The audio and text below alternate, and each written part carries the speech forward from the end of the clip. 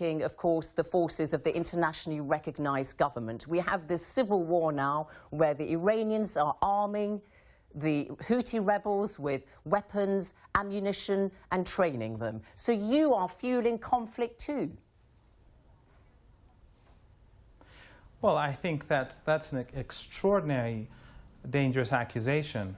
The government in Afghanistan is a Sunni government. The majority of the country is Sunni. Afghanistan has good relations with Iran, but poor relations with Pakistan. In Iraq, when ISIS was about to take Arbil, which is a Kurdish Iraqi territory, Arbil, the Kurds there are predominantly Sunni. It was Iran that saved them from ISIS and no one else. In Syria, the minority Christians, Druze, Alawites, along with the Sufis and the Sunnis, were being attacked by ISIS. So I find that extraordinary that anyone could make such an accusation. These are Wahhabi groups, and they do not, I believe, represent Sunni Islam whatsoever. You were in the case of Yemen, you were criticizing the Turks, and I was just giving you the counterpoint. Mehmet Cavusoglu, for instance, the Turkish foreign minister, says in Iraq and Syria that Iran is trying to create a Shia crescent. So I'm just saying it's tit for tat. But I did ask you about Yemen, and now if you would please No, that's not true. I will, but I was giving you documents that are American documents, photos that were shown by the Russian government. But in the case of Yemen, what happened was that Mansour Hadi was imposed upon the country. He was elected as the sole candidate in an election. He was supposed to be the transitional president for 2 years. After 2 years, he refused to step aside. Ultimately, the opposition groups went to the capital. The Iranians actually asked the Houthis not to take the capital. This is well documented. But they felt that they had to take the capital. He resigned. He fled the city. Ultimately, he fled the country. After 2 years of slaughter, where the Saudis bomb villages, towns, hospitals, funerals, schools, this is weddings, collateral damage. They still haven't been able to take the capital. Okay, but I will ask you my question again, but just on that particular thing, yes, of course, there have been terrible civilian deaths, and they've been criticised, you know, internationally far and wide, but they don't target the civilians. They are targeting the Houthi rebels who sometimes are in civilian areas. But okay, but could you just answer this point, that whatever the background to this, and you mentioned President Mansour Abdul Hadi, who's the current president of an internationally recognized government by the United Nations and everybody else, whatever you may think about him. But the fact is, Iran is supporting the Houthi rebels. Why are you doing that? You are prolonging a terrible conflict in this country. The Iranians are supporting the people that are being massacred and who have been under siege. And the United States and Western countries, including the British government, have been giving the Saudis weapons as well as cluster bombs to slaughter innocent civilians. And the Saudis' targeting has nothing to do with military targets. And the siege is preventing food from getting in. The Americans have created starvation alongside the Saudis. Almost 20 million people. In Ethiopia, once upon a time, when people were dying because of a drought, you made, in the world, there was all sorts of noise being made. Here, they are intentionally making people starve. Western governments, these are crimes against humanity, and there's no escape from that. But the Iranians are also party to this conflict. So the main port in Yemen is Hodeidah, which is in the hands of the Houthi rebels, where we're not seeing enough aid going through. And you're absolutely right, 21 or 25 million people in Yemen, the total population 25 million, are in dire need of food aid, and there's now a famine alert is being sounded. But you are also involved in this conflict, so you must share some of this blame. No, of course not. The country is surrounded. These people are being massacred, and they use Iran as an excuse in order to justify this massacre. History will show what Obama and Western governments have done in Yemen. These are crimes against humanity, and they will never be forgiven. The Iranians don't even have access to the country. It is surrounded by the Saudis. It is surrounded by the Americans.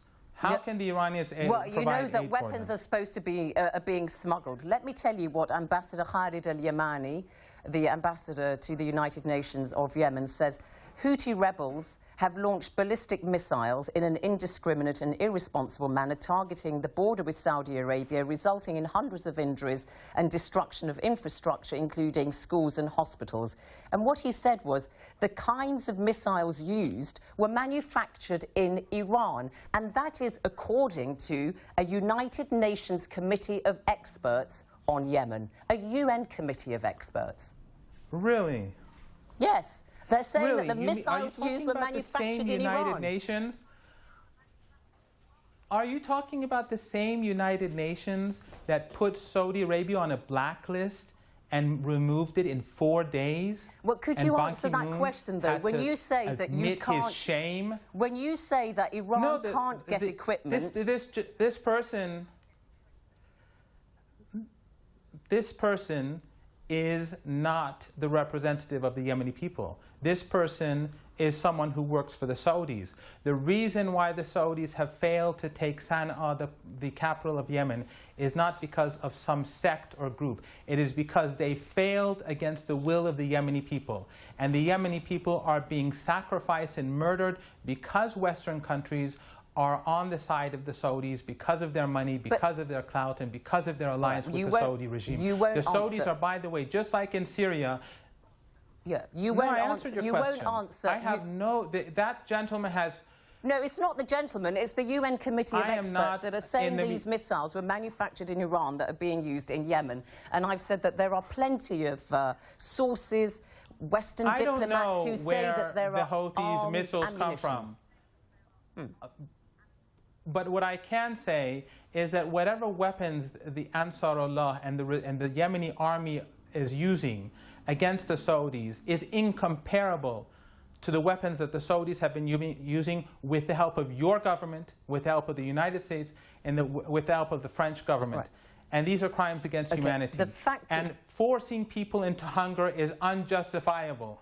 Unjustifiable. Well, nobody is. It's criminal. It's murderous. And the mainstream media's silence is criminal. No, but I'm saying, well, we're talking about it now, and we're highlighting it now, and I'm talking to you as an Iranian, and if we were talking to the Saudis, I'd put points to them. But the fact is, you are backing one side in a terrible civil war where the people are suffering in the manner that you've described. They don't have enough to eat. The victims. And I'm putting to you the fact that your country, you support the leadership, are party to this conflict and therefore complicit in the suffering. Okay, but you've talked a lot about Saudi Arabia, and it's very, very apparent. You've talked a lot about Saudi Arabia. It's very apparent that there is this animosity. This animosity between Iran and Saudi Arabia, to the extent that now we see Washington... No, it's actually between Iran and the United States. Okay, well, the United States is now trying to... It's actually between Iran and the United States. The United States is now trying to entice... The United States has supported... Okay, but this point I was going to make to you is the United States is now trying to attract key Arab allies like Saudi Arabia, some Gulf states, also Egypt and Jordan, who have peace treaties with Israel, of course, into a kind of anti-Iran axis. Surely you must fear some kind of isolation now in your region. No, of course not. These family oil-rich dictatorships have always been on the side of the United States, and they've always been an ally of the apartheid regime of Israel. The fact, though, on the ground is that, contrary to what you're saying, the people in Yemen have been able to push back the Saudi onslaught because they do not accept Saudi hegemony. The people in Iran have been supporting the victims, whether it's in Gaza, whether it's in Yemen, whether it's in Libya. The destruction of Libya, I assume, is also Iran's fault. But the United States has supported extremists. They've helped create a civil war in Syria. Right. They've invaded Iraq. They've invaded Afghanistan. What the Americans are doing in this region is a repetition of what they did in the 1980s in Afghanistan, but at a much grander scale. We've got that message. You refute the fact that Iran, with its interventions in Syria, Iraq, Lebanon, Afghanistan, Yemen, or wherever, is not fueling conflict. You're not fueling conflict. Zainab, if it wasn't for Iran, the there would be black flags in Damascus today. Right. And if Syria had fallen, Iraq was on the verge of falling. Iran stopped Al-Qaeda or ISIL from taking Baghdad. Iran stopped them from taking Erbil. It was Iran that prevented this. All right. I think your reporters have gone to Syria. Contrary to the Western narrative, I think your reporters who've been to Syria know quite well that the people of Syria do not prefer the so-called moderates, which the U.S. Vice President, the former Vice President, said do not exist. They do not prefer those so-called moderates over the Syrian government.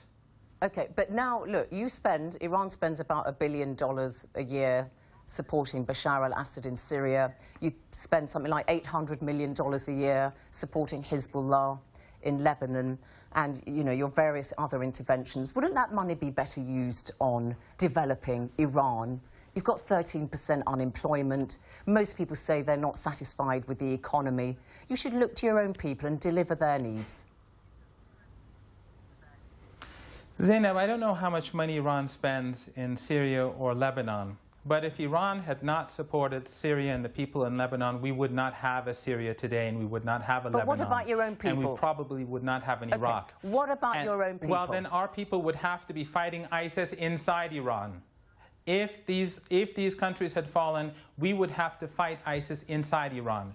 So it is not only our responsibility to resist the irresponsible behavior of Western countries by funding these extremists, by allowing these extremists to grow for the sake of the people in Syria and Iraq, but also for the sake of the Iranian people itself. If we hadn't prevented the spread of this disease, then we right now today would not have security in Iran either.